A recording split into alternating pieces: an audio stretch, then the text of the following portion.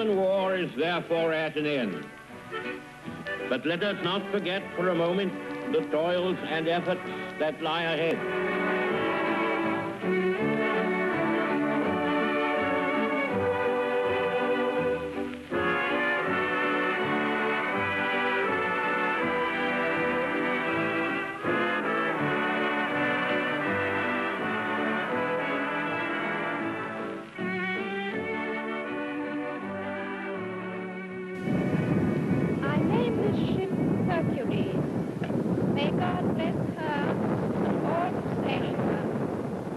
Then this officer put a notice up, all ratings, married men without their own homes, come to the ship's office and get these forms.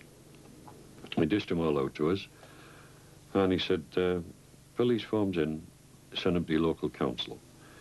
And if you don't fancy living in your local area where, you know, own home area, then send it to that particular council, and there'll be a house waiting for you. And we didn't really think about how there hadn't been many houses built during the war, and anyway, there'd been this firm knocking them all down. So there was an officer that said, send them in and you'll have a house. So that was it. We obeyed the officers, always. Lying swine. Sir Stafford, after paying tribute to the work of the shipbuilders, ended his speech with these words. You know how and why victory was won in this war. Because every one of us gave unstintingly of our best, despite all personal discomfort. When I was demobbed, I went to Eston Council.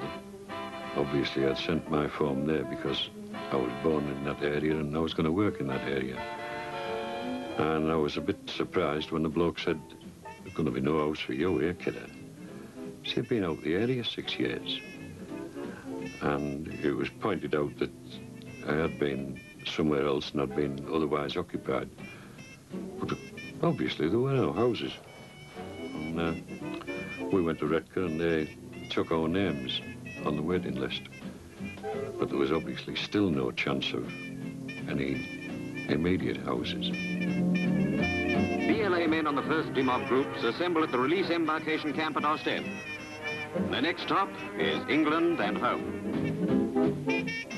The conditions that existed then, as there was no coal and there were no ships, there were no building materials either, because building materials were not looked upon as something that were necessary. You weren't building houses before the war. They just started to build council houses.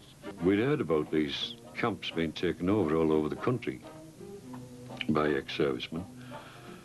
And we had heard rumours that Redcar, Green Lane, it was an anti-aircraft camp, Searchlight Battery. And we'd heard that they were taken over.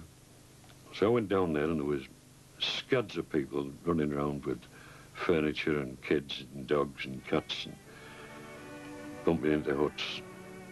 And I searched around. I finally found my little lass. Big beaming smile on her face. She said, "Are we in here? This is our hut. We're in." And I went in and I looked up at the ceiling and there was a pitched roof on this hut and it had been lined with plasterboard, but some water had got through the roof and the plasterboard was hanging down a bit. I said, "I don't know about in, we're nearly out." It's a lovely day tomorrow.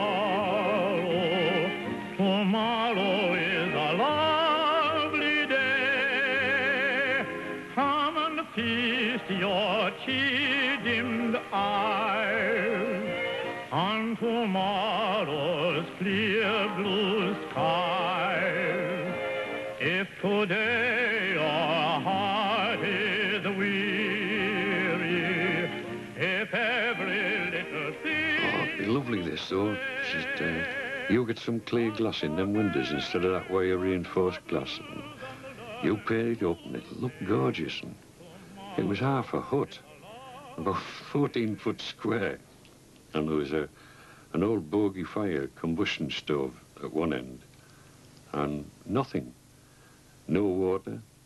There were toilets. They were outside, the routine, the service toilets. And yet, we did all right over the next few years.